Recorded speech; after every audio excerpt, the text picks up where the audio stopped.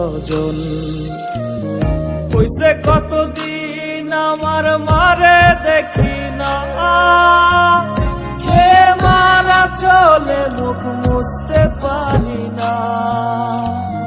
কষ্ট চাইপা মুস্কি হাইসা মায়ের কাছে কইছি, কাইন্দ না গো কাইন্দ না মা, আমি সুখে আছি।